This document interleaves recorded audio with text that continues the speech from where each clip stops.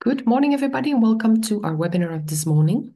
Webinar about mainstreaming adaptation to climate change and standards. So today you're going to be provided with a tailored guidance that is especially made for technical committees, whether you are a CEN or CENELEC technical committee.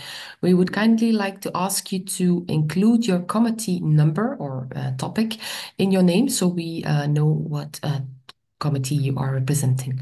My name is Els and I will be moderating the webinar in the background today. Should you have any issues with the connection, please let me know. And then on the next slide, I think we have an overview of what are the housekeeping rules. So by default, you're all muted. You will not be able to speak out loud, but you can use the Q&A panel to submit your questions. We will also be launching some polls during the presentations, so we kindly ask you to interact with us by submitting your answers to the poll. Should you be on Twitter or X, as we call it today, please use the hashtag training for standards if you would like to talk about this topic. You can find CEN and CENELEC via the handle Standards for EU. So without further ado, I think I can present you the speakers of today. By the way, we're recording this webinar as well, so you will be provided with the recording and the presentations later today. So without further ado, I think, John, I can give you the floor right away to present the speakers. Thank you very much. Thank you very much, Els, and welcome to everybody on this morning training session hosted by CEN CENELEC, and thank you to CEN CENELEC for arranging this for us. I'm John Dora. I'm the technical lead for a program that has been funded by the Commission and through DIN, who are project managing this work. And I've been working in this particular field for a number of years. This is a follow-on piece of work from work we did from climate change, looking at standards and future climate and resilience. Saskia, if you could introduce yourself. Yeah, good morning, everyone. My name is Saskia Marisch. I'm a senior project manager at the German Institute for Standardization, and on national level, I'm a climate officer at DIN, and on European level, I manage the ACCCG, the CEN-CENELEC Adaptation to Climate Change Coordination Group, which is also an organizer of this event today. Thank you, Saskia. And Dougie, my colleague Dougie. Thank you, John, and good morning, everyone. Saskia, can you just put your thumbs up if you can hear me properly? Because I know my microphone wasn't working earlier. That's great. My name is Dougie Black. I'm also a director of Climate Sense and work alongside John. I've been working in standardization with John for many years now. And with the ACC-CG project, I began in 2018, where my main role has been in the development of the tailored guidance, which we'll be talking about today, and working with a number of TCs and working groups in order to achieve that. Thank you. Thank you, Dougie. And I looked at the delegate list. We've got some 200 people registered for this training session. I see some very familiar names. Welcome also to you people whom I haven't seen for some time, but it's great to have you on board today. What we've got is 2.5 hours on this topic, and it's about mainstreaming adaptation to climate change and standards, and particularly training around the tailored guidance, which has been around for a couple of years. So the scope of this particular session, it's the first of two very similar briefing and training sessions that we hope to support technical committees and working groups to include adaptation to climate change in their standards. And the tailored guidance, there's a QR code there for the tailored guidance. It was in part of the pre-event material. The link to it was there. It will show you, Dougie will show you how to use that to identify climate issues in standards. And we need to address these in line with the European Union mission on adaptation to climate change. It's great to see Europe sort of stepping up and leading in this field. I mean, I've been working in adaptation for 20 odd years and it's still slow to pick up, but getting things into standards is a wonderful initiative. We hope in this session to identify those technical committees and working groups that are able to tailor guidance and almost run with it with minimal further assistance. Myself, Dougie, and Bernard Gendreau, who's also here, are able to support TCs and WGs over this journey in modifying their standards, but there's a limit do a sort of triage exercise today. And we realize that some technical committees and working groups might require quite a bit of assistance, and there's a budget to help out with that over the next 2 years. So that's the kind of scope of today to try and identify those technical committees. And there's one or two other things you want to do at the same time. So the agenda for today, we've got this introduction going on just now, where we're going to talk a bit more about climate change, the standardization request that's come from the European Commission, and adaptation guidance in CEN. So I and Saskia are going to talk about those. Then Dougie will give some more detail on how to use the tailored guidance with a case study from past work, because we've been involved in this, like we said, for a few years now, to outline what committees or working groups need to do to follow the guidance and to show where data can be sourced.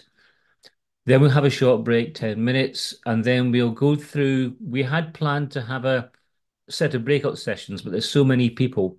The logistics of carrying that out were quite challenging. So we set up a poll, a Zoom poll, where we'll look at the tailored guidance again and engage around the tailored guidance and talk about who can actually engage and think they're fit to work with us to actually use the guidance as we go forward after this meeting. And remembering again, there's going to be a second briefing session as well, probably next year, to gather people who can't come along today. And then there's an odd title here, philosophy. We're going to discuss some things that have come to our mind over the past sort of year or so in terms of where should climate data be? Should it be in the standard, or should it be left to the standard user to find out? So we've got an MS form survey on that, which will be open for a few days, and I think it also features in the follow-up feedback questionnaire that Els has kindly put together through CEN CENELEC, and then we'll have a short wrap-up session of 10 minutes. So that's the agenda for this session, and I'll just pause for a second and then launch into climate change adaptation and mitigation. Then Saskia will follow me. So climate change. Impacts from climate change are seen everywhere just now. Greenhouse gas emissions are and will continue to increase and influence the climate for decades to come, centuries to come, if you look at sea level rise. The fact is we have no choice other than to do adaptation and adapt to the future climate for society's benefit. It's impacting organizations. Climate is impacting organizations in various ways and will continue to do so for centuries. The extent of future climate change will depend on the effectiveness of efforts to limit further emissions. And most of you know this already. Adaptation and building resilience is required to build business and organizational level resilience, and so reduce the threats and maximize the opportunities presented to organizations of all kinds by a changing climate. And I think here that the Paris Agreement from 2016 and the United Nations Sustainable Development Goals are also crucial in this. We can't adapt without having an eye on sustainability. Now, while most think the Paris Agreement is related to reducing production of greenhouse gases or mitigation, adaptation is covered in Article 7, and recognizing these high-level targets can assist those embarking on adaptation and resilience to climate change by helping them make the connection between what can be seen as a more parochial short-term business need against matters of global importance.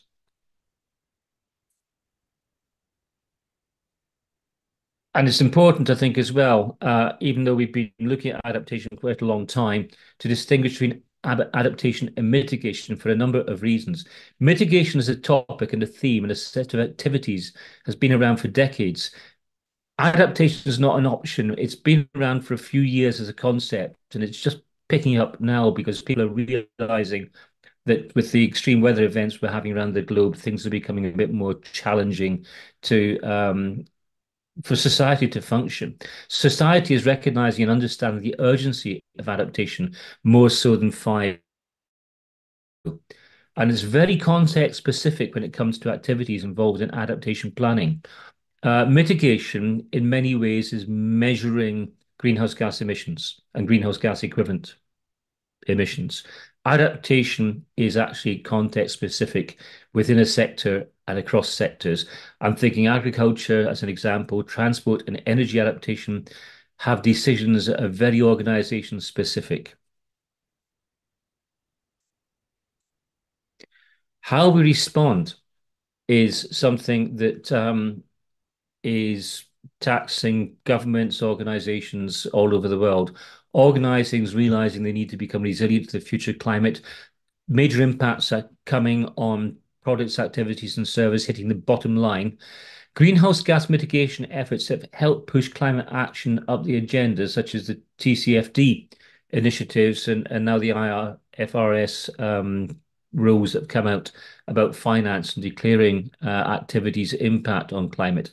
But adaptation brings an understanding of impacts, the risks and vulnerabilities, an understanding of those over time and what we need to do about them. And this training session is going to try and help show how we can factor in resilience building into our standards. So I'll pause speaking for a minute there while I ask Saskia if she could explain some background to the Commission's work and the standardization request. Saskia. Yeah, sure. First about the standardization request, at the end of last year, at the end of 2023, the European Standardization organizations received a draft standardization request to mainstream climate change adaptation in European standards. And the standards in this standardization request were conducted in a screening exercise where standards which might be in need for a revision were identified. And this was all under the previous mandate M526. And the current status of this standardization request is that is being developed. So it's still in the development phase, and it's being collaboratively developed between the involved technical committees, CEN and CENELEC, and DG Klima. So what I can tell you today is overall that it's still ongoing and not yet finalized. So it's still a draft standardization request to mainstream climate change adaptation in standards. Next, please, John. Next, a short status update of the guidance material for standards writers. On European level, it is available. At the moment, there is CEN and CENELEC Guide 32, a guide for addressing climate change adaptation in standards, which is mostly focusing on product standards, and it was developed or published in 2015. And there's the tailored guidance, which was also mentioned today, and also the session today is about also the tailored guidance. And this document is for standards writers also focusing on infrastructure standards, and it was published in 2022. And the ACCCG, which will also get probably a new name soon, where John Dora and Dewey Black are also part of, is going to review all guidance material available for standards writers on climate change adaptation.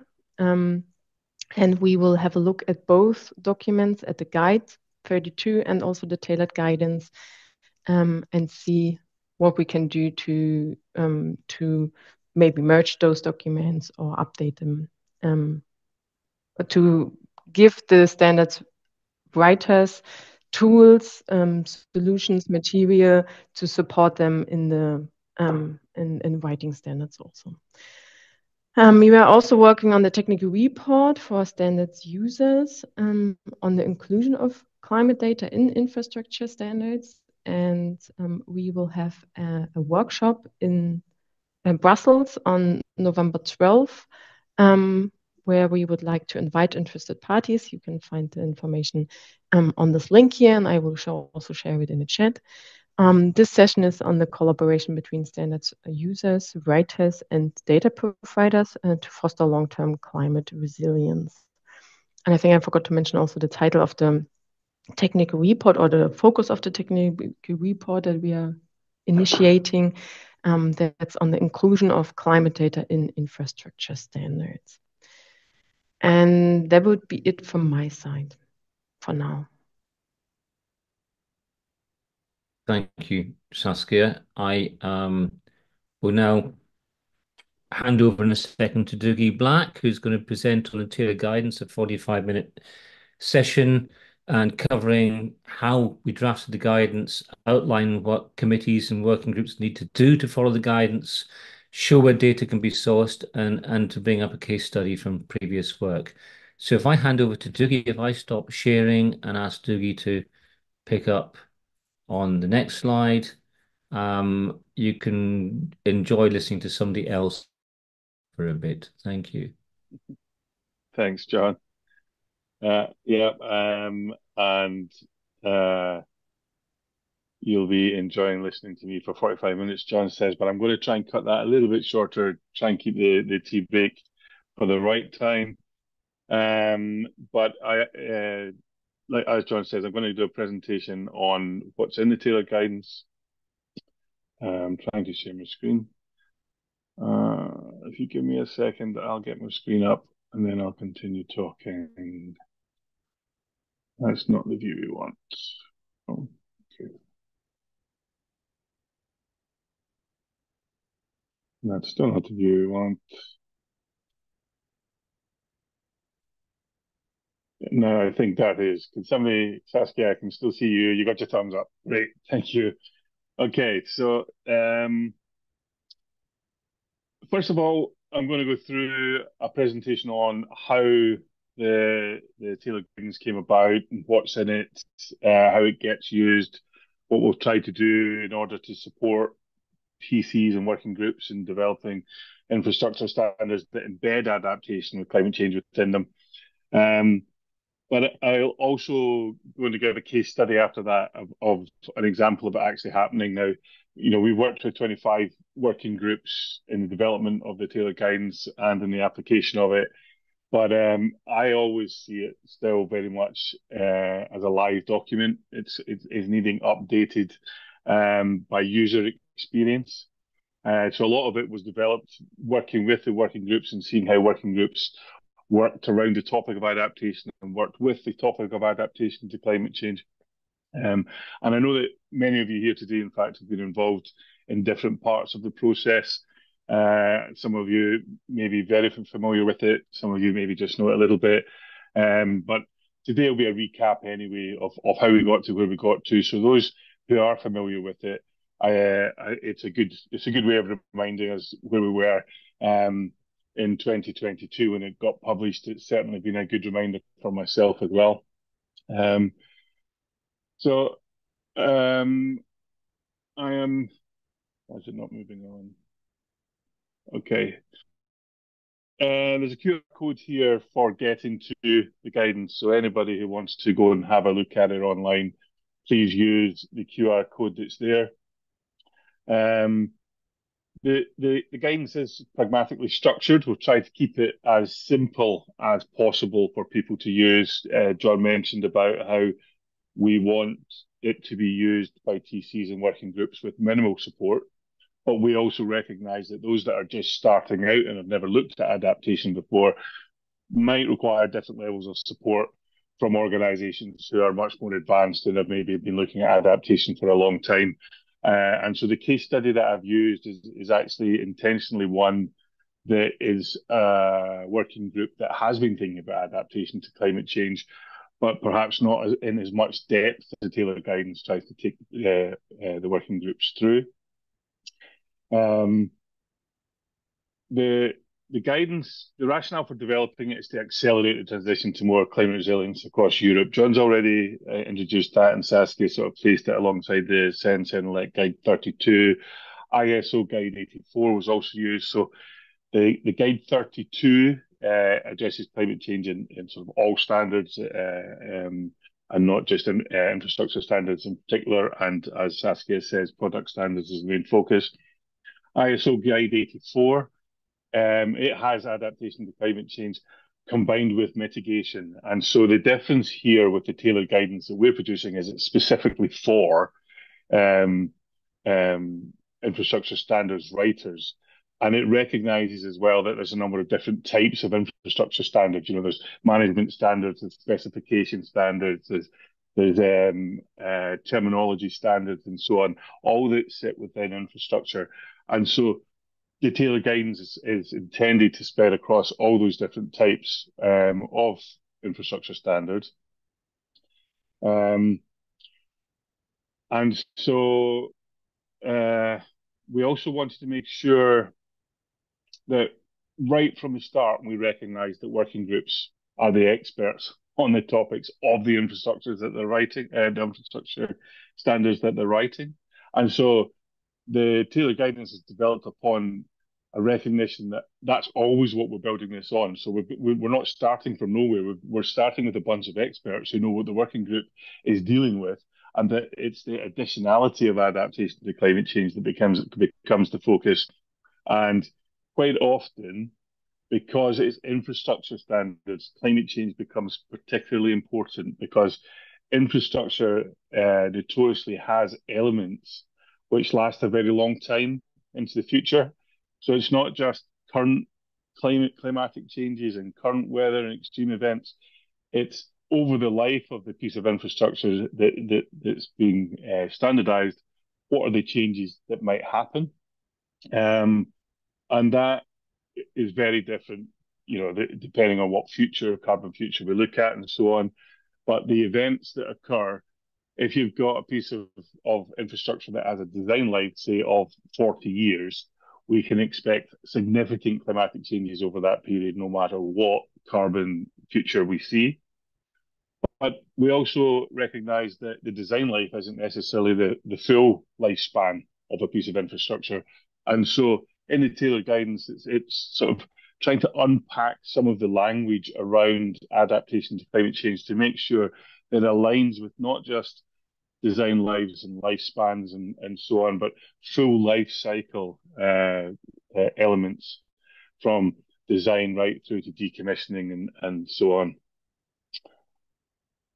The previous work commenced in 2018 on the development of the tailored guidance. So as I say, some of you will already remember that. It went through 10 drafts that were out for consultation before it got to what's there now, 2022. There's elements of that might already be out of date. I'll go into that in a bit more detail in the next few slides. And it involves experience, as I said earlier, 25 working groups. Now, that's a lot of work for those of you who are in working groups, and those of you who know them, and I'm sure that's most of you. There's only so many times a working group can meet, and so being able to fit in with the schedules and the cycle of standard development has been key to the success of the project. But there's only so many that you can do at once. And I think 25 is actually a really large sample when it comes to infrastructure standards, because that's 25 working groups that we've found working together where climate change adaptation has been something they've been interested in. The sectors that we've worked with so far are water, gas, construction, energy, IT, and transport. And all of them that we've worked with have been at different stages in standard development. The tailored guidance is designed for any working group, whether it's a new standard, an existing standard being updated, or whether there's actually an ad hoc group that's specifically looking at adaptation to climate change to make sure that their standards are as up to date as possible. Oops, I just said that bit.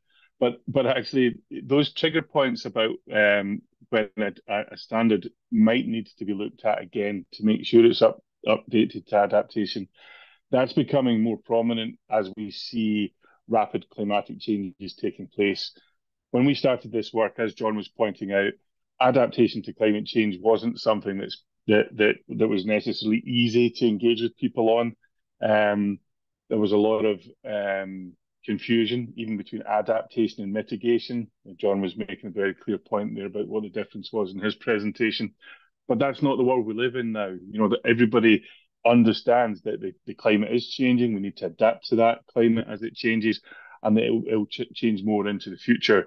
And so quite often that triggers a response where people go, okay, hold on.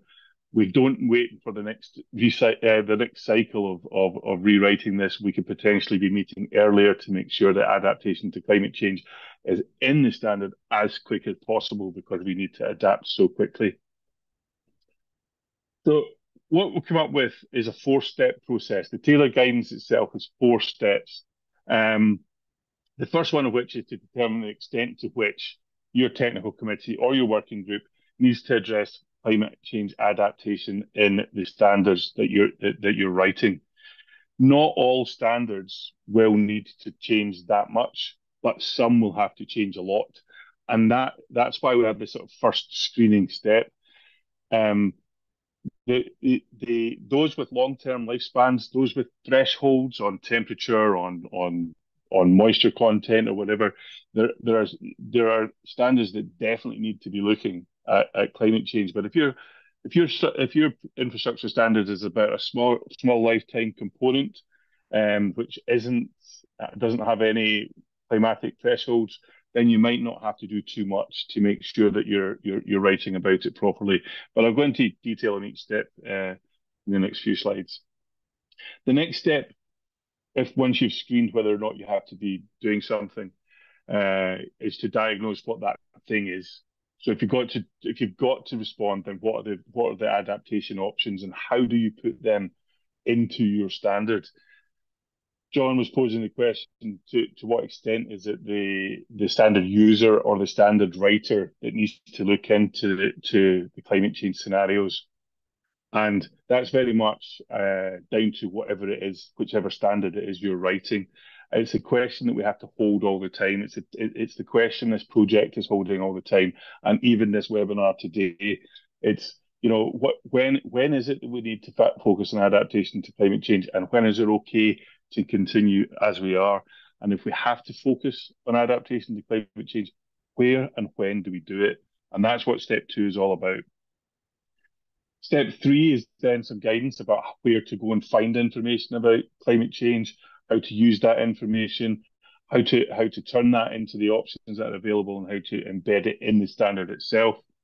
And step 4, that's just to make sure that it's sitting within normal standard writing cycles, and how often they're updated, making sure that there's transparency all the way, making sure that any decisions that have been made in the writing of previous standards have been noted down properly, so there's continuity between the updates, and also a recognition that as new information becomes available about climate change, there may be a need to update the standard sooner than the normal updating cycles would normally dictate.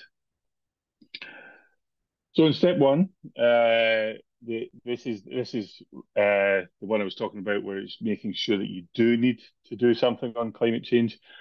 The premise of this step is that your standard has defined direct and indirect weather parameters. So if it already has weather parameters in it, then it's likely that it's got to have something to do with climate change.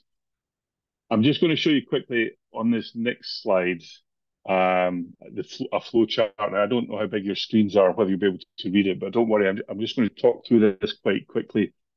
But step 1 asks some questions early on about, is your standard that you're working on, or the standards that you're working on, influenced by weather already? If the answer to that is no, then you just have to look at step 1. You don't have to move on through the rest of the guidance. That's a very rare response in infrastructure standards. But if that's the case, the main question then becomes, okay, is this standard impacting another standard? It might have weather parameters, in which case we better spell that out to somebody using it, that there are elements that might be outside of it. And the other one is just to make sure that any mention of anything is up to date. So it's like we came across a number of standards referring to other standards, and the other standards were out of date. And so there is a due diligence process that you have to make sure that if you're relying on somebody else's weather parameters, that you've checked that they're actually still valid. But most of the organizations working groups writing infrastructure standards do have weather parameters. And then it's about, okay, if you've got short-term decision making and the parameters are about current weather and not really about future, then it's about making sure that the current weather information you're using is up to date. We were surprised to learn, and maybe some of you are or aren't, that a lot of the weather parameters that were getting used were so historical they didn't even represent today's climate. And so one of the key things for even short-term infrastructure specification standards is to make sure that that historical data is up to date. And then moves on to more levels of complexity where you've got longer lifespans. If you've got thresholds in longer lifespans, like, you know, this piece of infrastructure no longer functions after 35 degrees, then going to work out how many times on a specific location that might be above 35 degrees need to spell that can't be written necessarily into the standard because you don't know the location on which the standard will be deployed. But writing some guidance for the standard users so that they understand in detail that they have to be looking at climate scenarios over that element starts to take place. So the basic premise of the flow chart is that very quickly a working group or a TC can go through and work out how deep into the tailored guidance they need to go. Step two then is looking at identifying the main points where weather sensitivity or thresholds might exist. So it's a scan of, for an existing standard, it's a scan of, okay, where are the bits where we're saying, you know, have to make sure that operating temperatures, have to make sure that this doesn't flood, you know, have to make sure that subsidence isn't an issue for this, or whatever it is. There's so many different impacts. They're all listed in the guidance as well in the annexes. But it's a case of looking through it, you know, going through each of the words that are in the standard and picking out, okay, hold on a minute. Climate change could matter to this sentence, and then elaborating on it where necessary. Step three helps the reader use climate change scenarios better. In the annexes, we have a list of all the different available sources of climate services that are available per country. But that was written already 3 years ago, and that's one of the things that you know, there's a shelf life to it. We're continually developing new data at new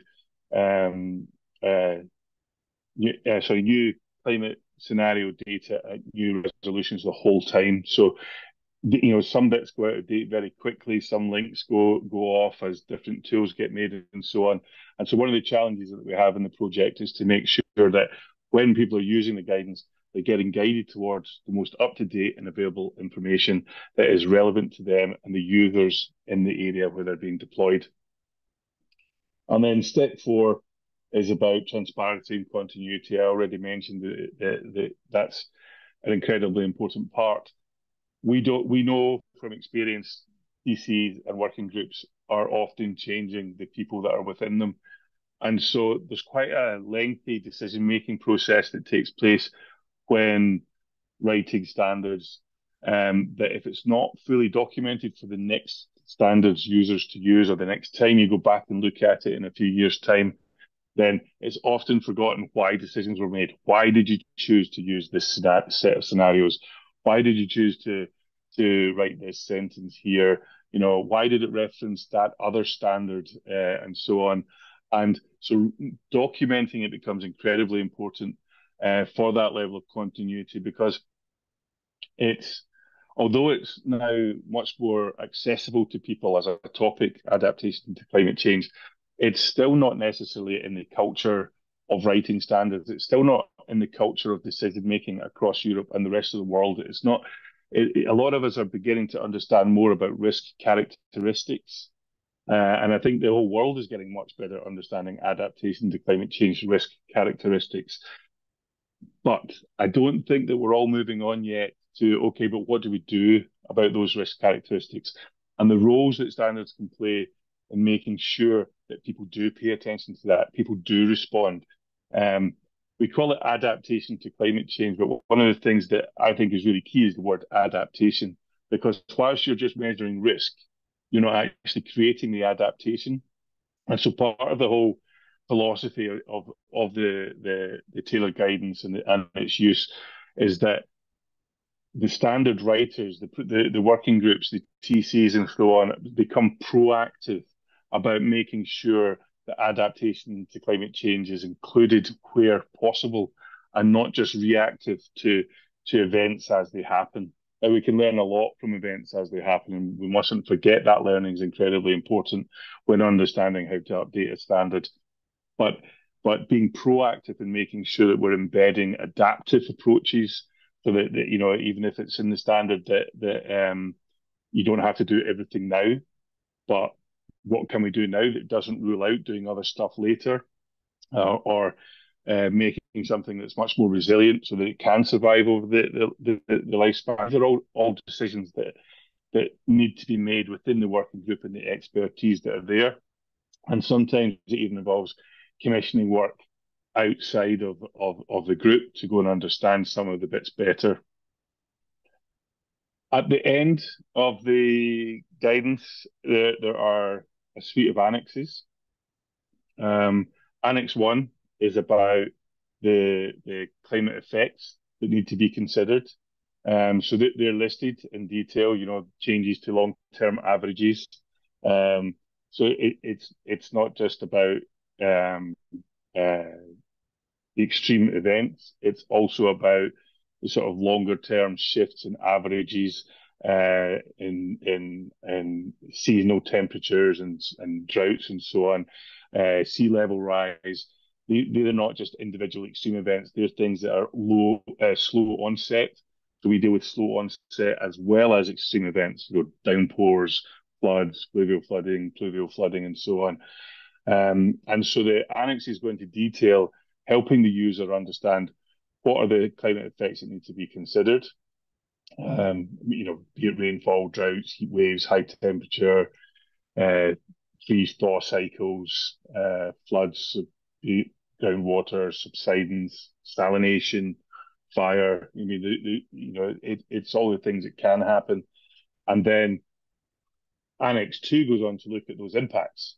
And it does that by giving those effects that need to be considered, those hazards, those risks from climate change, putting it into examples that are per sector. So it could be high temperatures for construction, melting pavements, transport rail buckling, energy production, even ICT challenges, and so on. And so there's a table there that takes you through different impacts from different hazards. And then we also have Annex 3, which is the list that I was talking about earlier on of where people can go in there to look at climate scenarios, and the extent to which that's going to be the working group that's using those climate scenarios to look at how that impacts the standard, and to what extent is the standard user that's going to have to go to them is the bit, you know, that's the bit that we're always uncertain of because it's different per working group, different per TC. We also have case examples in the annex. Oops, sorry, went back one, forward one, sorry. We also have some case examples, so some examples of how standards have been rewritten, the sort of things that have been rewritten. Annex 4.3 there's examples of adaptation to climate change, generic terminology in infrastructure standards. Now, that's because we recognised, having worked with 25 working groups now, that there's some language that is generic and that gets used on adaptation to climate change and works in lots of different types of infrastructure standard. Then there's some that's very specific just to that type of sector or that working group or the way that they use language in that. You know, for example, whether they talk about a 2 degrees centigrade world versus a 4 degrees centigrade world, or whether they go to the RCPs, greenhouse gas scenarios, and talk about 6 and 8.5 or high plus plus or whatever. So there's a number of different ways that you can talk about adaptation to climate change, and it seems to be quite specific to some of the working groups. So the annexes unpack that, and actually some of that you'll see in a minute or two with the case study that I'm about to go through. This slide here is just this just shows Austria, Belgium, and Bulgaria for the resources that are listed for where you would go to. We don't have time today to go through all of the different resources for all of the countries. We're hoping that we'll be encouraging people to join us in this project to work further to enhance this. But these are the types of information which can so quickly go out of date. And so being able to check that these are working will be part of the project. It goes right through all the different countries in the EU. So I put up the QR code again just quickly so that people can go and have a look. But what I'm going to do now is go through a case study in a bit more detail so that you can see the different wording that a working group has selected as a result of applying the tailored guidance. Now, I worked with this working group who were extremely engaged. They were fantastic to work with. They wanted to get much better at including adaptation to climate change in their standard. The standard I'm going to use is EN 17928, which is a 2024 date. But please bear in mind the last time I worked with them was 2022. So it was going out for public consultation then. And so the words that are going to come up on the screen just now may have changed slightly, but the words that are coming up on the screen were developed through a couple of iterations with them during working group meetings. And it's about gas infrastructure and injection stations, and it's part one general requirements. The reason that I've picked this one is it's good to see. It was good, I thought, to choose one where adaptation to climate change had already been mentioned. This group had already realised that adaptation to climate change was going to have an impact on the function of the standard that it was writing.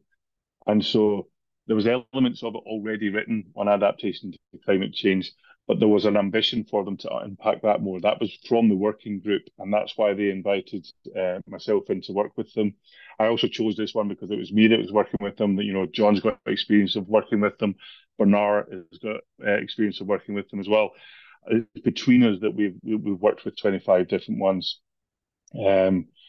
So anybody who is actually working on who has been working on this one to get it to the 2024 state, I would actually love to hear from them, just to go through and see if anything did change to the wording, especially if being part of the process where we've been involved in the discussions of how it would work.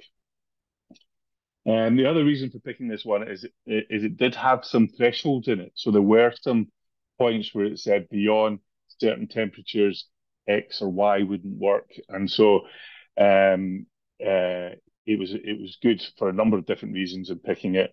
And it was moving from a sort of life of the station to sort of full life expectancy of the infrastructure. And I'll go through that in a bit more detail now. I don't know why that's popped up. What am I doing? Am I going backwards? Oh, no. Anyway, so these, again, just to remind you, these are the 4 steps that the working group went through in this case study. The step 1, screening, looking at whether it's important. Step 2, the diagnostics, identifying which parts of the standards we need to change. Step 3, then writing the new bits that need to be into the standard. And step 4, which is the continual perpetual iterations and learning loops that go into the cycle of renewing standards. I'll come back to that later. So in terms of this flow chart, this standard EN 17928 definitely had weather parameters that were already relevant, and So they went along this whole deep scenario. So it goes through everything using the whole standard. The text changes that they came up with were as follows. This subclause 4.2 may have changed. Again, I don't know if it stayed as that number in 2024, but it was definitely the subclause back when it didn't even have a EN number. And it falls under the general requirements part 1. And actually, the general requirements component was the bit that most of the changes took place. And under the quality and management system, they had a new addition note that they added, which said, the full life expectancy of the consequences of each of the 4 phases shall be considered.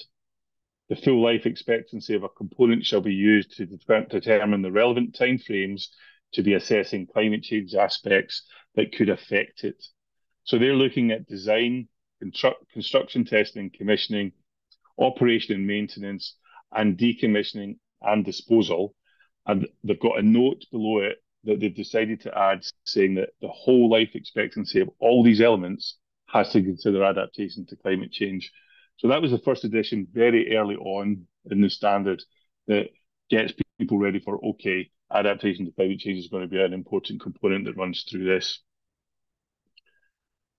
Also in the general requirements, they said there were 2 main climate change considerations to be recognised depending on the location where the injection station operates. Right now, so that's an interesting one because it's depending on the location, and so every time that a standard can be delivered in a different place, it's often up to the standard user to look at the climate change scenarios that are relevant for that location.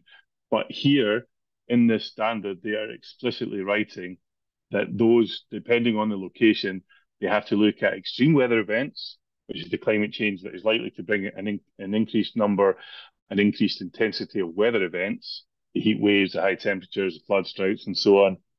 And also, as I was saying earlier, the shifts in average, the slow onset stuff, sea level rise, rainfall over the seasons, and so on. So that's getting much more explicit than what was there before. I mean, as I say, they'd mentioned adaptation to climate change already, but they'd referred mainly to another standard saying, in order to include adaptation to climate change, look at standard EN 17649, I think it was. Now, that's an interesting one because we also updated that one during the project. But the limitation wasn't that it didn't do adaptation fully. The limitation was that that other standard was designed for one specific type of operator. And what they recognized in the working group while I was rewriting this is, oh, hold on, there's more than one type of operator. So we can't just refer and rely on another standard to do the adaptation work. We have to get more explicit within this one. In the design phase, they took on the words, during the technical design phase, assessment of climate change impacts over the full expected lifetime of the station. Again, that's moving on from not just the design life or current climate. It's moving on to that full life expectancy. And instead of having it implicit within a standard where other working groups have worked with, where it's been implied that would be the case, they're making sure they're spelling it out here that the full lifetime of the station has to be taken into consideration. And they even give an example for establishing whether higher expected extreme temperatures will impact the design of cooling devices. So they haven't put a threshold in for the cooling device, but they have said that you have to look at the locality to find out whether or not it could be impacted. The construction, commissioning, and decommissioning took on the words, climate change impacts shall be assessed over the full life of the activity regarding construction, commissioning, and decommissioning activities. For example, ensuring a workforce is not expected to work in temperature extremes without adequate precautions. So this is the human interface between this standard and the extreme events that may occur. And this wasn't spelled out before. There was some elements talking about when working conditions would become difficult, but this is spelling it out that this is going to get worse over the life expectancy, and so that any thresholds that are currently within the standard have to be adhered to on the specific location. Again, explicitly saying that adaptation to climate change is key, but also passing that on to the standard user as the person who would have to go and interpret the climate change services, data, and scenarios to work out what that means to the location which they're developing it.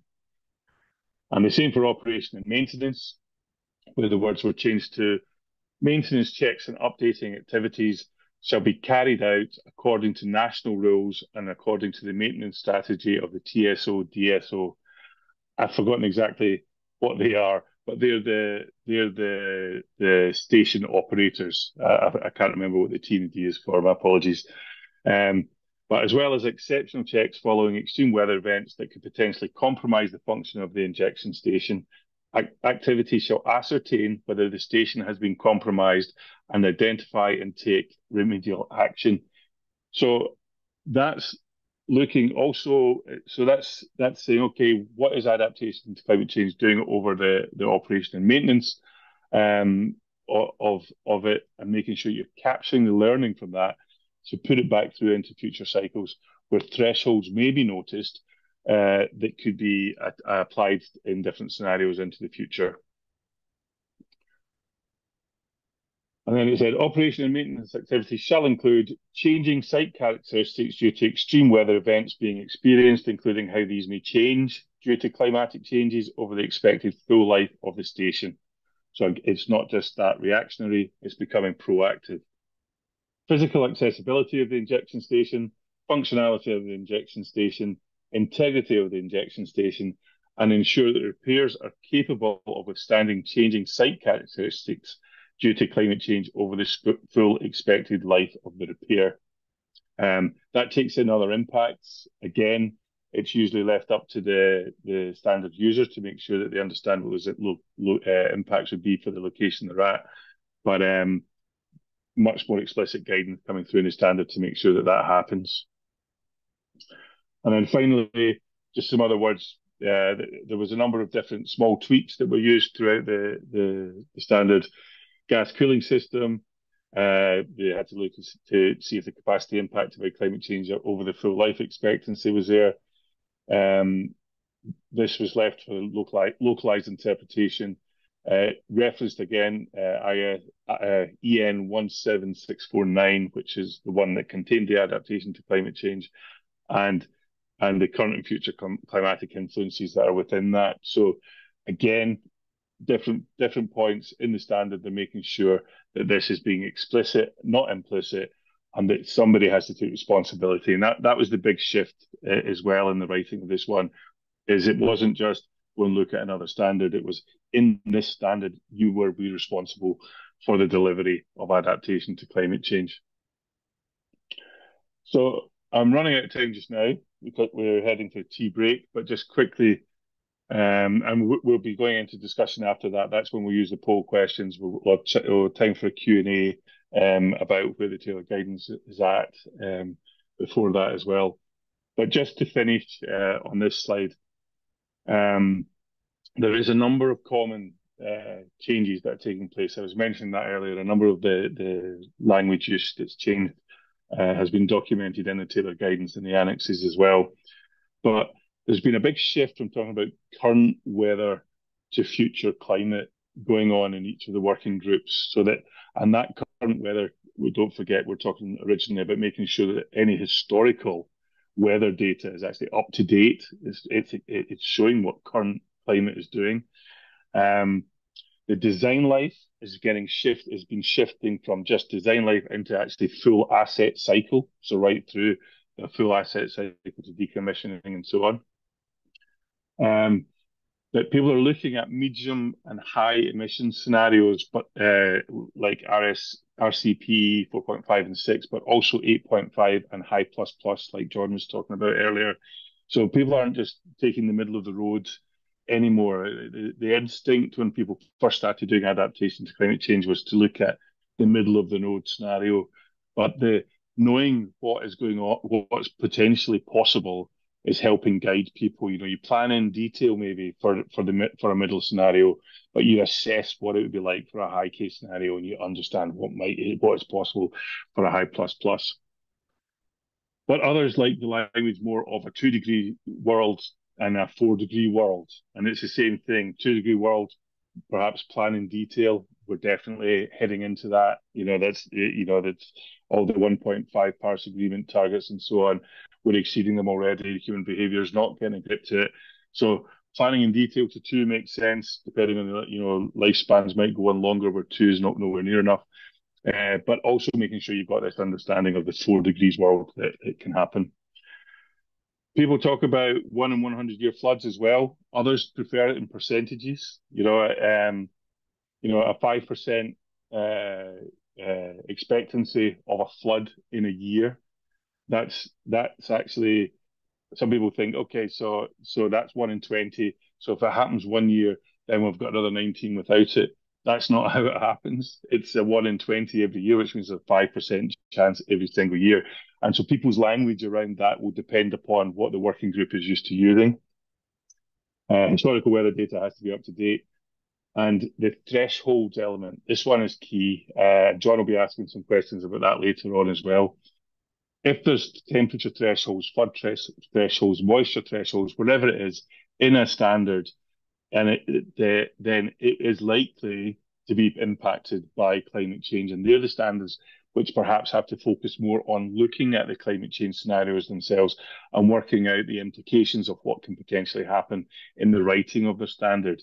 So those standards which already contain thresholds are likely to have the biggest changes in the wording they use, but making sure in any type of standard that the wording that's used is explicit enough for a user to understand. They have to make sure they know what's going on in the location of the building. And so that emphasis on the user experience is part of what's drawing out the biggest changes in the terminology that's used in the standards in the working groups we've been working with. So I'm going to leave it there just now. Thank you for listening. As I say, there is time for questions and answers after the break, but I'll pass it back to John for now. Thank you. Thank you, Dougie. 10-minute break. If we assemble again at 8 minutes past the hour, so that's 8 minutes past 10 in the UK, 8 minutes past 11. I noticed as well. I noticed a couple of questions in the Q&A, and Dougie, you were going to respond to one of them verbally, I think. Thanks, John. Yeah, I was. I was actually typing away as well, but all the text had disappeared. I'm not used to Zoom or this method. But Eric, in answer to your question, you posed two questions, one with clarity as well, with further clarity. But I totally agree with you that so what Eric's written, in case not everybody can see it, is you say that historical weather data must be up to date, but if infrastructure is planned for 50 years plus, wouldn't it be better to use weather forecasts? And absolutely yes. My apologies if I wasn't getting that over properly. The historical weather data, making sure that that is up to date, because a lot of infrastructure standards were actually stopping in the 1970s, even 1980s, for looking at what current climate is. But we've had enough climate change already for those historical weather sets to be out of date. And so for both short and long life infrastructure, it's important to know what current climate is. But when I was talking about some standards only needing to get the historical weather up to date, it's only a very few number of standards whose infrastructure has very short lifetimes, so that the experience of the climate they're going to have is current climate, and they don't have stuff that goes on for 50 years plus into the future. As soon as it moves into the ones that go into the future, 50 years or so, you definitely need to be looking at climate change scenarios over those 50 years so that you can understand the changes that could potentially happen. So that's the type of forecasting we're talking about. Weather forecasting in terms of climate scenario forecasting, the types of weather that might be experienced over that time into the future. And it's very dependent upon which infrastructure standard you're writing, to whether it's these short lifespans that need current weather or these longer ones that need to look at future scenarios. Thanks, Thank you, John. Dougie. Yeah, and the reason that you lost the text that you were replying to Eric is because I didn't see you doing that, and I replied, and it went into the answered box rather answered tab. Eric said that using forecasts seems appropriate, but you also run the risk of dimensioning systems too large, for example, sewage systems. And I mentioned to Eric there's a concept called adaptation pathways here, which can help where we look at finding solutions that work within the confines, almost constraints of more or less certain data. So you might want to design for 20, 30 years and then adjust your infrastructure after that. It's been successfully used for long-term planning for tidal and coastal defences.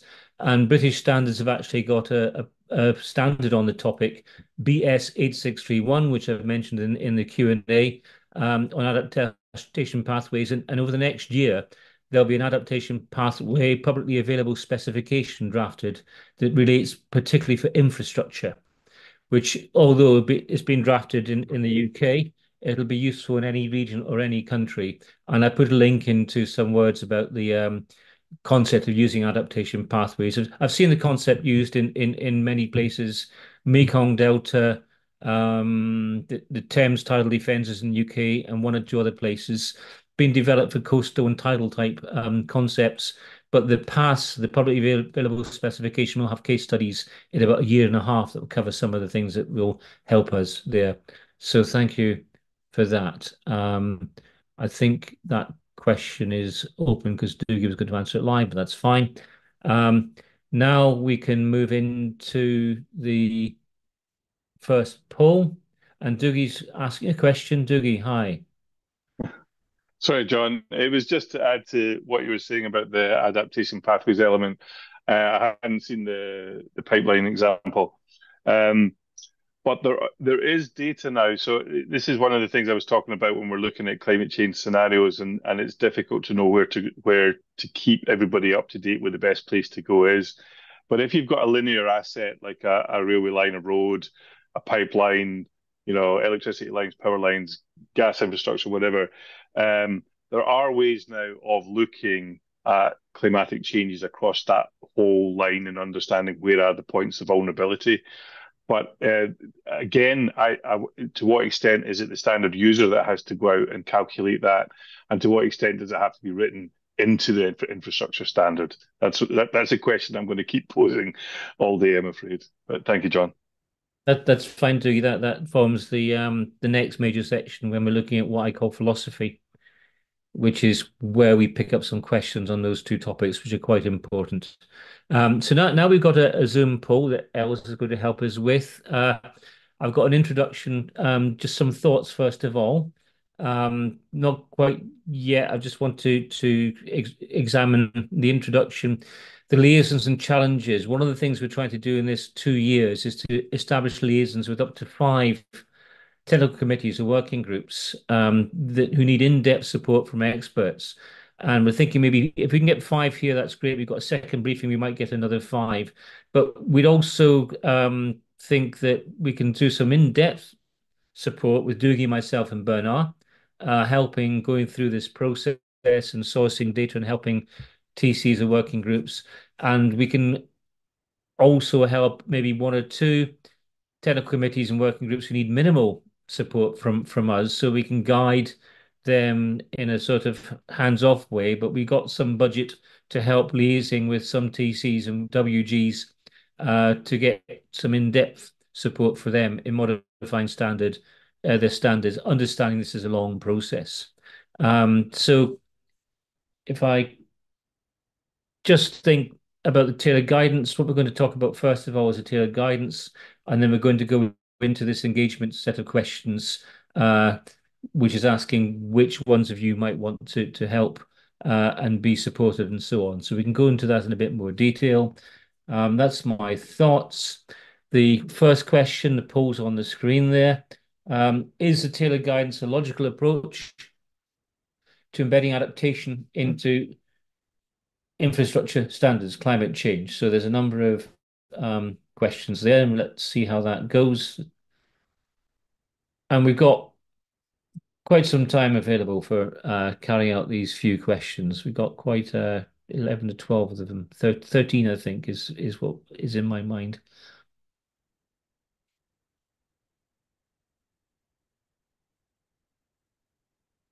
So, Dougie, if you want to chip in with any thoughts here, or Saskia, or even or Bernard, it'd be appropriate if you want to chip in. Oh yeah, I'm just watching the numbers grow. The the I don't know one. I'm assuming that that's a product of people not being familiar with it yet.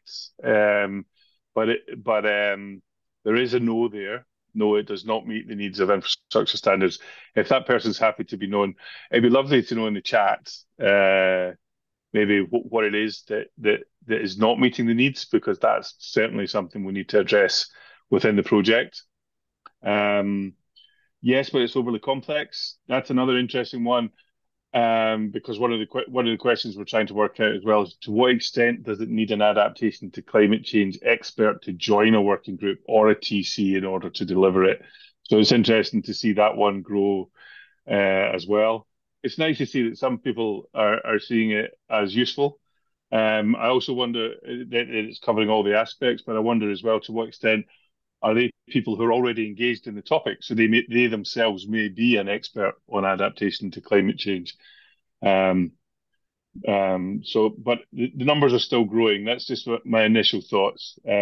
But I think encouraging people to use the chat where possible, just to capture any further insight to what they're thinking as they're answering those questions, would be really handy.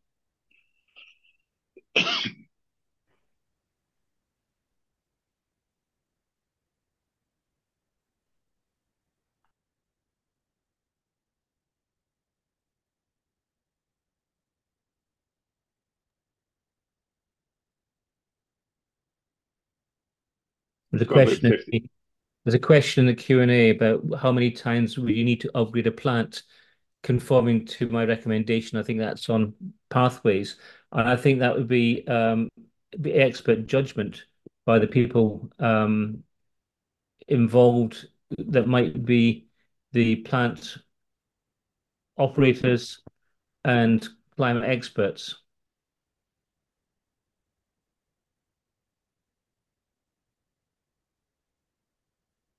Because it's all dependent on thresholds, location, hazards, exposure, that sort of thing, I would suggest.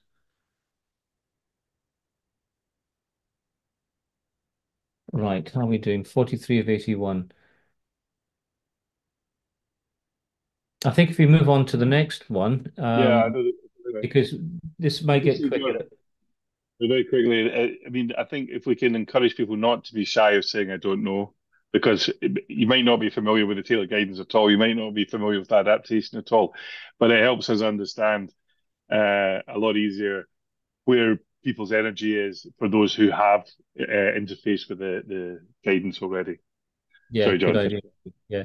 So we can move on to the next question, which is, in your view, to what extent, sorry, yeah, does the data guidance need an adaptation climate change expert to work with working groups? I'm seeing things appear on my screens, confusing me.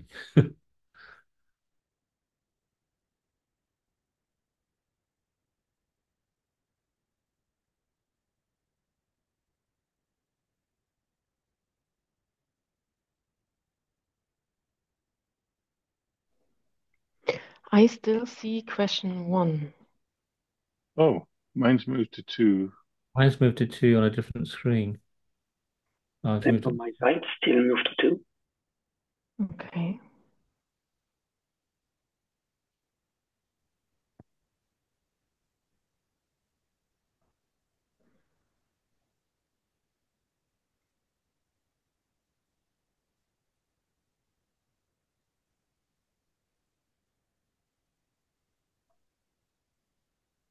Interesting to see that the majority of people so far feel that an expert is needed.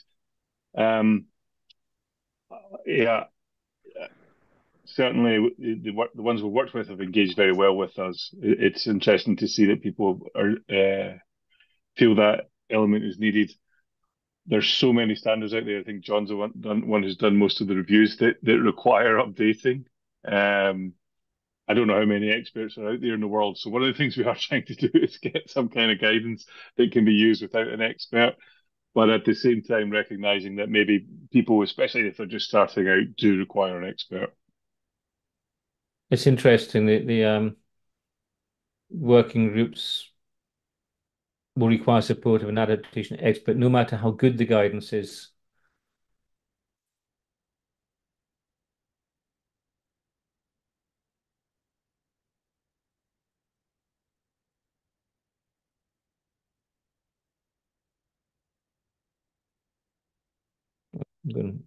Sorry, I'm pressing the wrong button.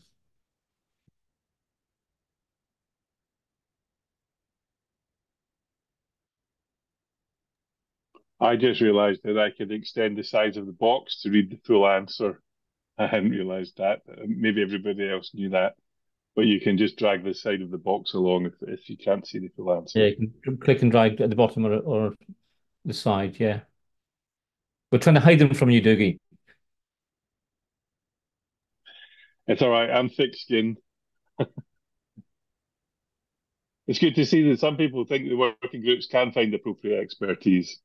'Cause my experience, certainly working with them, and I don't know about yours, John and Bernard, is that working groups have so much expertise that you suddenly find them in there, and it's sometimes just making sure that people are confident that they're working with somebody to find the right words.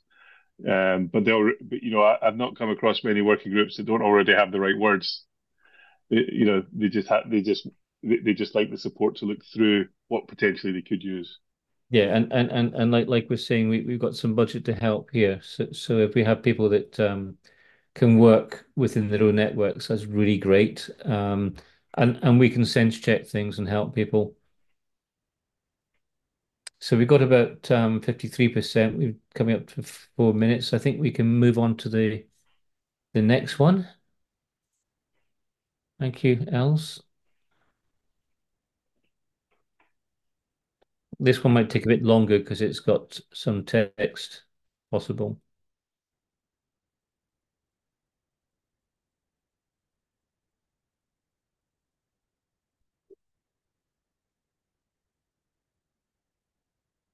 I haven't seen it pop up yet. I'm sure. Come on.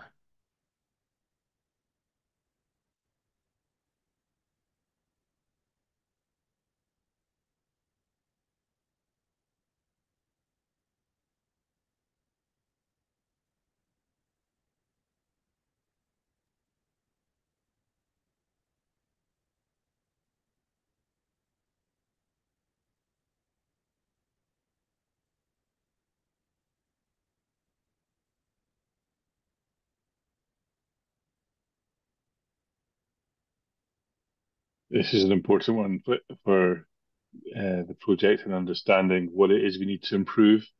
So all views are very welcome here. Don't be shy. And I don't think we can see the text answers here. That's a function of the system. It's not something that we can control, I'm afraid. But we will Yeah, report we'll back. review them. We'll Yeah. review them. I mean, the stuff that we can improve on is what we want to be with working groups to do. And the working groups who want to work with us, that's what we're asking for here. This needs to happen fast across the whole of Europe at scale. So the quicker we can do this, the better. And the things that we're doing wrong, and we can do better, we need to know.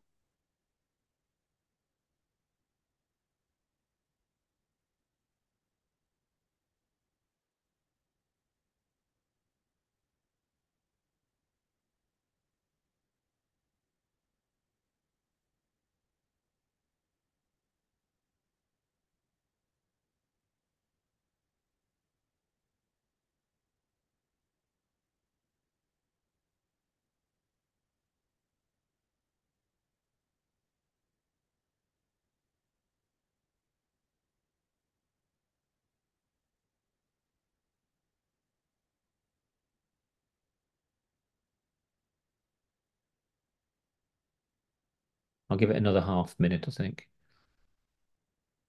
Oh, still coming up.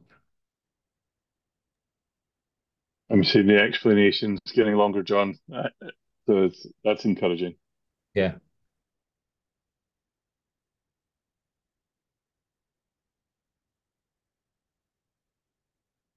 And if I cut off when people are in mid writing, you can pop something in the Q&A or the chat for us to capture. I still see people writing things in the explain in part, so I'll leave that a few more seconds.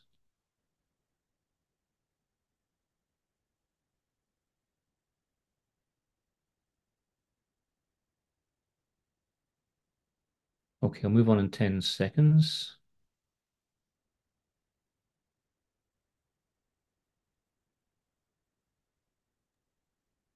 Our contact details are going to be there as well, John. I mean, really encouraging people here to get back to us, even if you feel like you've not had time to write something in this session. We're still listening for the next couple of years. But Exactly.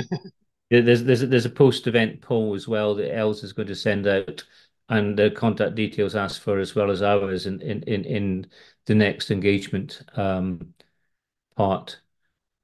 So if we can move on to the next poll, Els, that'd be really good.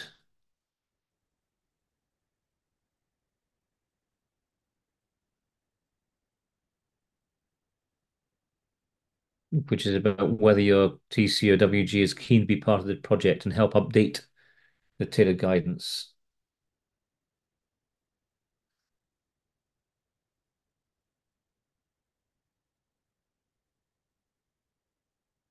We've just done that one, haven't we? yeah, mine seems to return to question 3 again. Yeah. I was just updating, I don't know.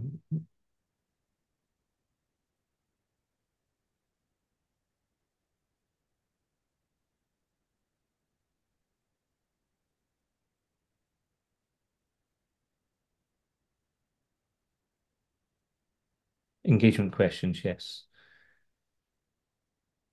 Thank you.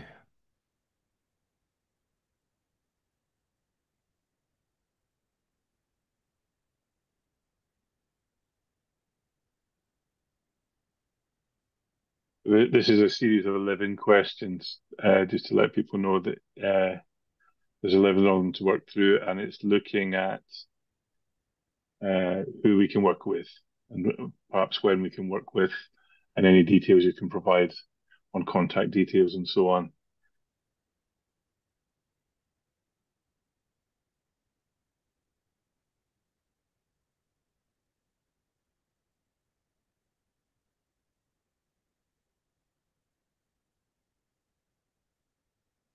I would even welcome feedback here if you are interested in looking further.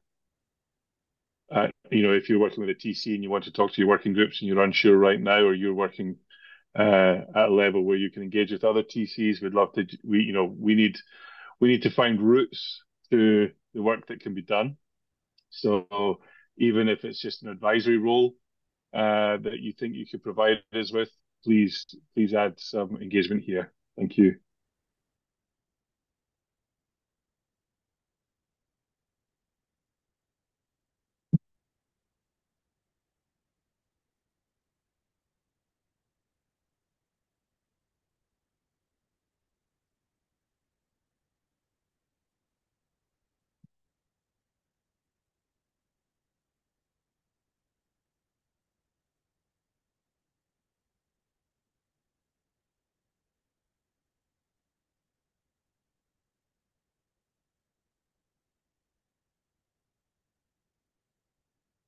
These questions are split over 2 slides, so I'll flick backward and forward between the 2 slides.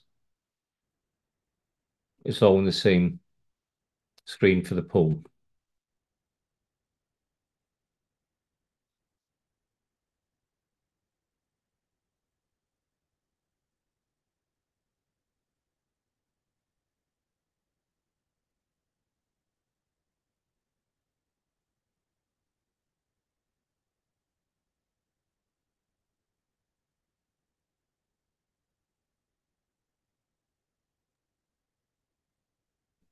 interesting to see the answers so far are reflecting that there is people who want to engage here. But as I scroll down through the answers, I know people are still completing them. We're seeing that people would like the support, which is understandable. That's what we're here to do, and it's it's almost what we're expecting to see, but we want to know for sure. And we would love to hear from those who think it can be done without our support, because again, I just want to emphasize we need to take this to scale at pace right across the whole of Europe. The other thing this does that I'm really pleased about the engagement here as well is that we're sort of taking comments from practitioners and standards writers, standards users, and we can feed that back to the Commission. Because, like we've said, we've got room to help uh, a finite number of technical committees and working groups to change their standards. But a study that was carried out for the Commission that was finished, I think it was last year, suggested there's over 300 European standards that need some sort of activity in them because they're long life infrastructure and they're critical to functioning of society. The standardization request has got a very small percentage of all those standards and technical committees um, in its paperwork, but it doesn't cover the enormous task that is ahead of us. And engagement, where engagement is needed with experts, there needs to be some sort of mechanism to make that happen. This next 2 years with this work stream with myself, Bernard, and Doogie helping out just covers a very small part, but we can use the results from these surveys to inform CEN, CENELEC, and the Commission as to what might be a bigger program.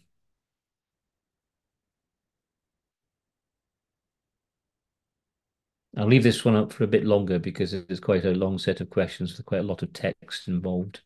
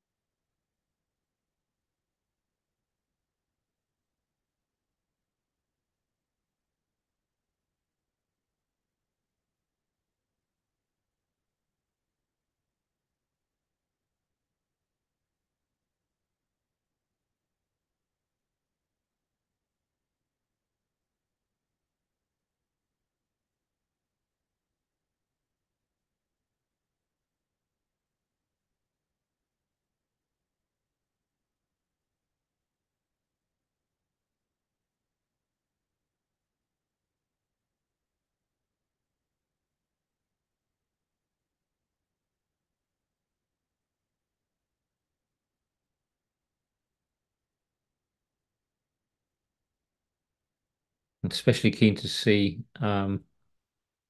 questions 9 and 11 with details of people and technical committees and working groups who can engage.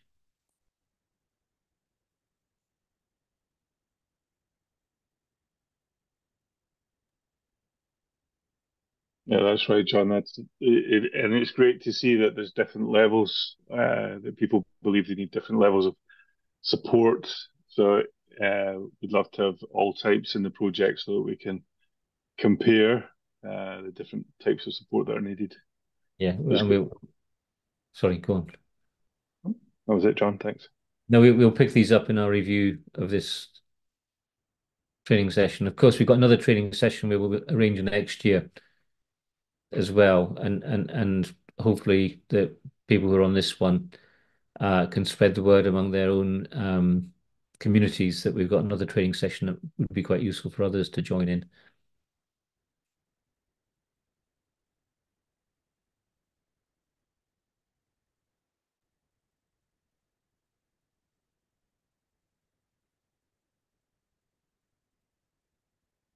I think as well, John, I don't know, I'm just thinking out loud whilst people are answering, but the I don't knows in the earlier question or questions, is potentially a product of people being unfamiliar with the tailored guidance so far.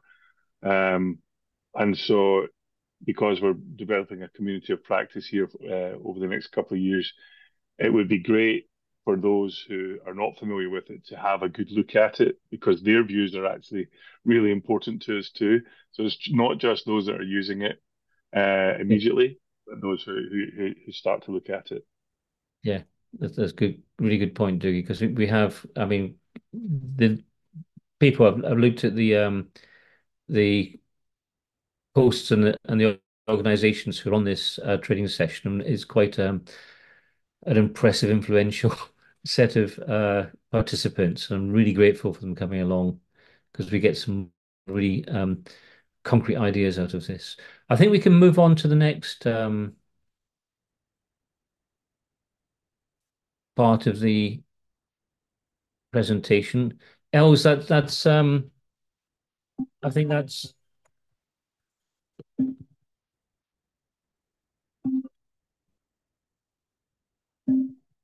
why is it playing music? Is that me?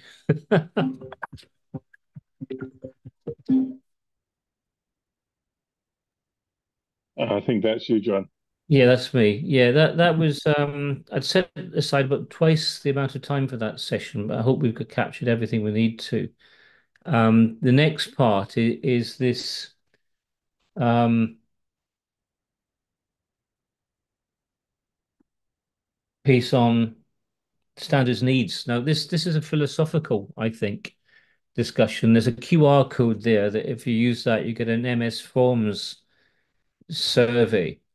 And this is to start discussion on preferred ways to deal with climate data in standards. And I and my colleagues in DIN, in CEN, CENELEC, in Climate Sense, in BGMAI, we've all talked about this set of issues. And we have the tailored guidance, which we're going to redraft over the next year or so for standards writers. We've also got a technical report for standards users that is going to be drafted over the next year or so as well.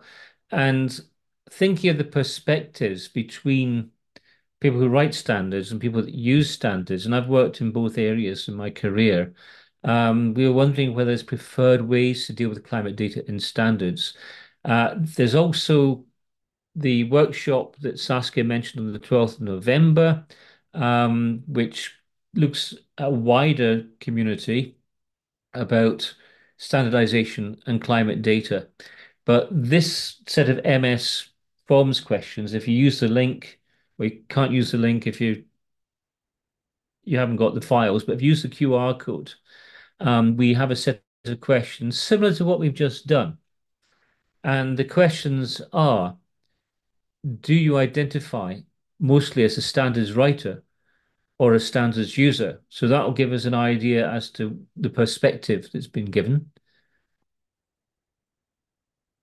And the link to the MS Forms survey is in the chat as well. Saskia has put that in there. Thank you.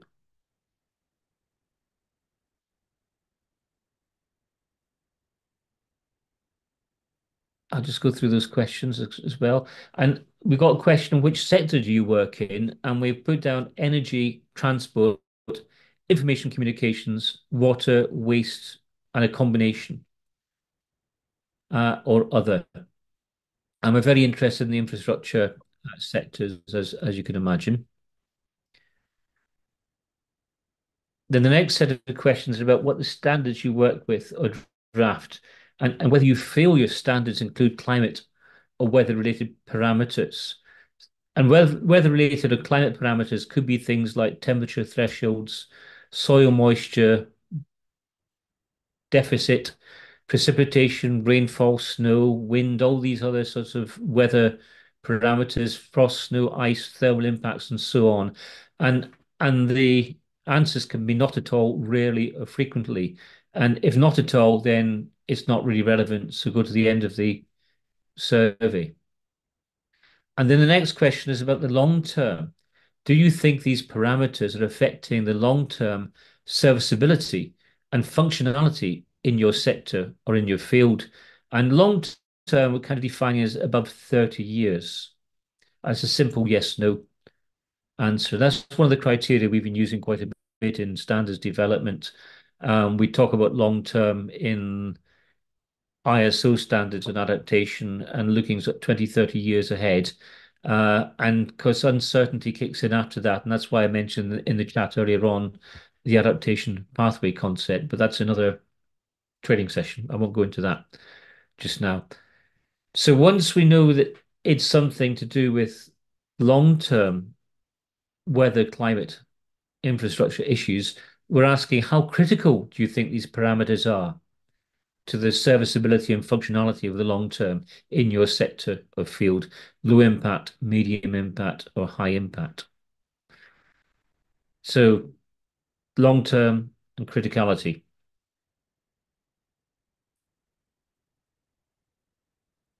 And then we've got a set of questions. To what degree, in terms of data, do you see challenges for standards writers in sourcing climate and other data for their specialism, low, medium, of high degree of challenge? And of course, with the tail guidance, that helps to fill in one of the gaps here. Now that's for standards writers. And now we ask the question, to what degree do you see challenges for standards users in sourcing climate and other data for their specialism? Again, low, medium, of high degree of challenge. And these are just kind of setting the scene, these questions. The next one, next setter, what are these challenges related to? And I made some comment in there in the survey about hazard and exposure and vulnerability. Vulnerability or sensitivity equals risk. And that's a way of looking at risk in maybe the sustainability and environmental field, but it's also used by the Intergovernmental Panel on Climate Change when they look at risk and how risk can change over time. Even if the vulnerability and exposure and hazard stay the same, risk can change over time because the vulnerability might change owing to better understanding of climate and maybe better forecasts, better reactions, and so on. So what are these challenges related to? And one of them is it an adequate understanding of the climate or weather hazards? Yes or no? And then weather hazards on one side, an adequate understanding of asset or infrastructure component sensitivity, vulnerability? Yes or no? And then are they related to an adequate understanding of the exposure to hazards? For instance, at places, installations. I'm thinking of chemical processing installations along the coastline, perhaps, or along transport corridors where certainly many railways run along and within floodplains, and road networks do as well, or they could be roads in high alpine areas.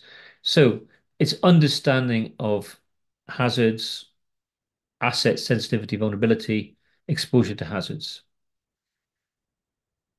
Then the questions go into competence and capacity of the people involved in this decision-making process.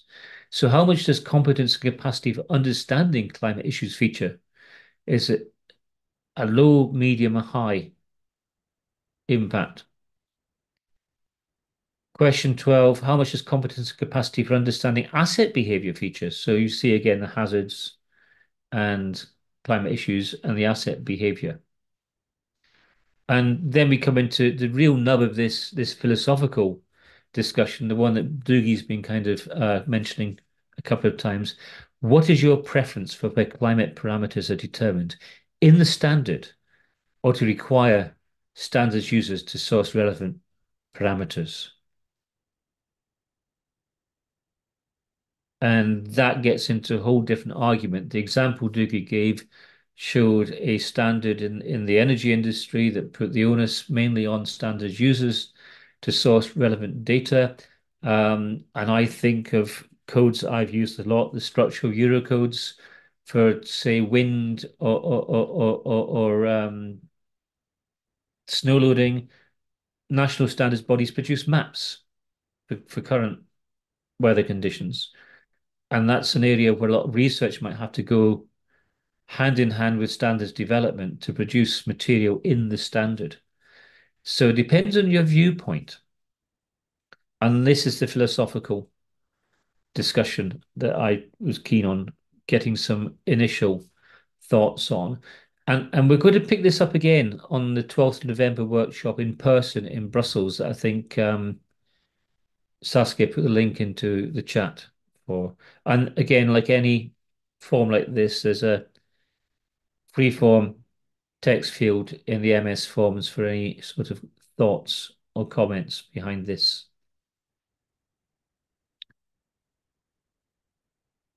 Now, Doogie, Bernard, and Saskia, are there any things you'd like to add about that discussion? No, I think not from me, John. Just to emphasise to everybody that this is a ongoing discussion, and we're not trying to answer all the questions right now, and that's the last chance. That we'll get other opportunities in the Yeah. project. Thank you. And it's also fair to say that this MS Forms questionnaire is open until the end of the week, and it will also be replicated in the poll. I think that Els is putting together as a follow-up to this. Exactly. It will pop up on people's screens. So if they don't finish now via the link, they can enter their answers to the questions via the link that will pop up. Yes. Yeah, John and Doggy, Saskia, I would like also to underline what you said, John, at the end. This is something that will be a kind of permanently open exchange we will have, because we'll learn a lot of things when we will also assist or accompany the different technical committees and experts. So it is something very important in a way to try to have an improved approach of the topic. That's why it's called philosophy as well. Yeah. Thank Thank you, Bernard. And you remind me just by hearing your voice there that one of the things I must say is that Doogie, myself, and Bernard have spent years in standards development, it being on working groups, technical committees, chairing technical committees, chairing working groups, and getting heavily involved in standards development. And this area of climate resilience and climate adaptation is a passion for the three of us as well in the world of sustainability. So I just thought to mention that it's not as if we've been parachuted in here without much background experience, but we are reasonably well experienced in this field. Thank you, John. Right then. So I think we've raced ahead of the timetable I set. That's probably because we had imagined we would be able to run some breakout sessions, which is sadly something we couldn't do. But I hope those two, the poll and the MS Form survey, are going to bring us from rich. Well, it looks like we've already had some rich conclusions from people. So just to give you some ideas of the next steps in this program, we as the team, the technical support and project management team, will be reviewing the outputs we've had from the survey and the poll, and we will look and work with the TCs and WGs for engagement, listening to what people are saying. We're not going to say we'll pick you, you, and you. We will have a dialogue with you and work out the best way of engaging and the priorities for that engagement, and see what we can do in terms of support for people who need that support. And like we said, and like the survey and the poll we're asking, we're looking for volunteers to help influence our outputs, and we're going to be doing things like merging the tailored guidance, which you've heard a lot about, with CEN Guide 32, which, as I recall, Saskia was saying, is more geared towards products. I think it's better to have things in one place. So we're going to be looking at how we do that. Just as an aside, there's also in ISO Guide 84, which does much the same as the tailored guidance. In fact, ISO Guide 84 drew upon the tailored guidance and Guide 32 for guidance for standards writers in ISO. And we do have a dialogue with ISO on these topics as well. So things should be relatively consistent and not confusing to people working in this field. Again, another thing I didn't say too much about, but we're looking for assistance in drafting the technical report for standards users. and that will be subject of a new work proposal that will come out from, or is coming out from CEN TC 467, the climate change TC, which has a meeting, I think, at the end of November in Milan. And we'll have a working group, a drafting team set up for that technical report. So if you're interested, keep an eye on what's happening in CEN TC 467, because I'm going to be leading that drafting and very much looking to people's support for that. And the November 12th workshop, I wondered if Saskia wanted to remind us on that as well. Yeah, of course, I can remind you. As I said in the beginning, we have this November workshop on the 12th. We will look into detail into or discuss the potential content of a technical report on the inclusion of climate data and infrastructure standards. We will continue this discussion on philosophy of data, of climate data, and standardization. And we are very much looking forward to have an in-depth, in-person discussion with standards users, writers, and those that develop climate data to, develop user-friendly guidance material in the future, and also, to how we best go on with the topic of climate change adaptation and support technical committees' work in doing so. And the information for this event is also in the chat. And if you have any question, I think also our contact details are in the presentation as well. Don't hesitate to contact us. That will be it from my side. Thank you, John. Thank you, Saskia. And I think I always like to put up a slide saying some thoughts, because I think from the questions I've seen and the response we've had to the survey and the poll, that's been really heavily engaged with people. We can continue to engage. My final comments are really thank you for participating.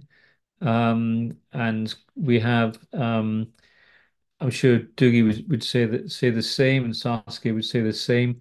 And we have a couple of follow-up slides here.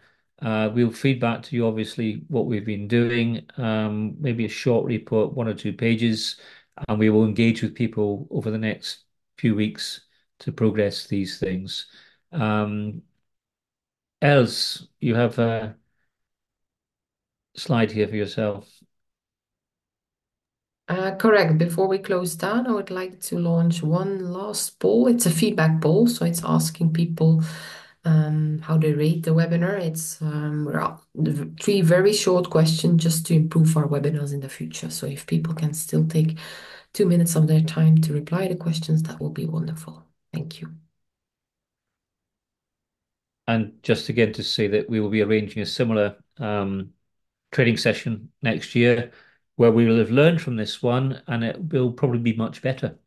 But then again, you've already had a chance. But if people want to come back and have another training session, that's perfectly all right. Like I said, this is all part of the engagement process. Thank you.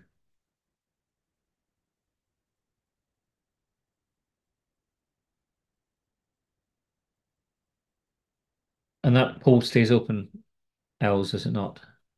Yes, it's open. I see 50% replied already. We can keep it open for a while. I would just like to remind the audience again that we will share the presentation and the recording later today.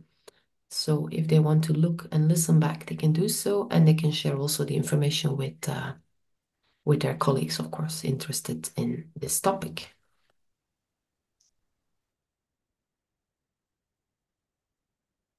And a couple of complimentary comments in the Q&A. Great stuff. Well, thank you very much. I think I can stop sharing now.